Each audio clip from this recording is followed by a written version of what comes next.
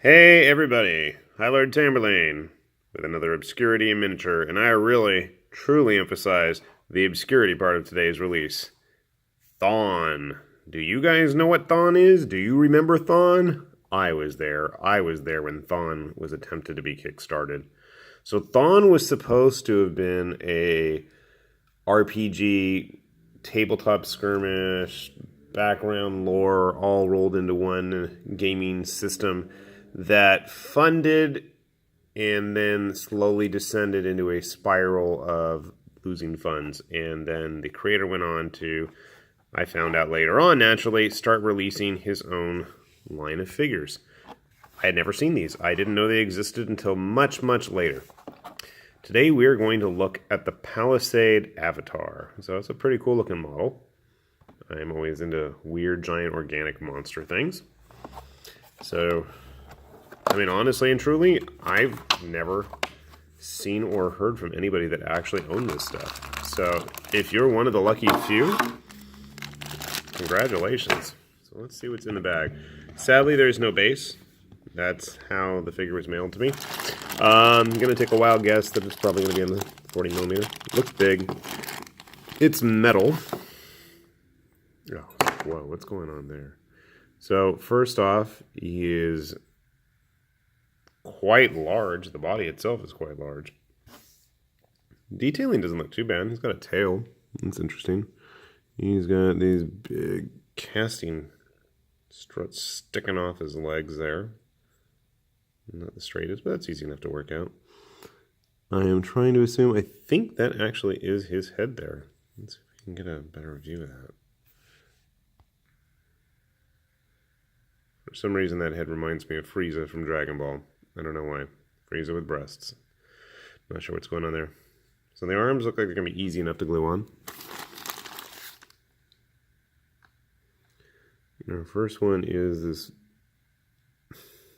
weird giant shoulder pads. I'm not sure what those are about, but I like it. I have no clue how I'm supposed to paint this thing. I mean, it's definitely an interesting sculpt. And honestly, the casting quality is not bad for a virtually unknown model line. Some stuff to clean up there. I'm assuming there is his other arm as we try to sort this flash off. For some reason, I thought this guy was supposed to have a headdress, and I don't know why I thought that. The arm does not want to go in with all this, there we go, junk in the way. I'm going to probably try to clean out that hand. I'm not sure about that pose on the arm. It looks weird. Doesn't look like it's attached, though, so at least to the shoulder pad, I mean. So, pretty simple figure, only 3 pieces. But quite the large one. It just reminds me of something, and I can't think of what. But you know what I'm going to do? I'm going to grab some glue. We'll put this guy together and see how he stacks up to some other stuff, just to get an idea of what's going on with this thing, okay? I will be back in a moment. Alright, so we attempted to get him to stay together, and he definitely is on a 50mm base, so just to give you guys an idea of what we're looking at size-wise. There's our usual witch hunter friend with a towel for good luck and a marine on the other side there. Just out of curiosity, I don't want to touch him because I'm afraid I'm going to knock him over. He's balanced very precariously. Sorry, but you know, I'm kind of wondering, he might make an interesting demon prince stand-in, but then again, I don't know what you would use him for which god that is. Maybe I'll end up painting him Nurgly. Beats me. A couple of things I wanted to point out, because it's just a weird, interesting character.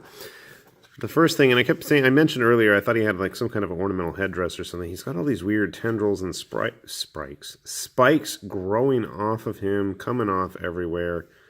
But They are nowhere to be seen anywhere, and there's no extra parts. So I'm wondering what happened with those. Maybe they were just part of the original concept art and they went nowhere. I mean, you could see the spots where they were supposed to go originally. I don't know if they actually were in there. I mean, I don't know. There's weird ridges and bumps along his arm there where they should have been, but I don't know if that's a design point that was just left off or what. I'm not sure what the case is. The tail's an interesting touch too.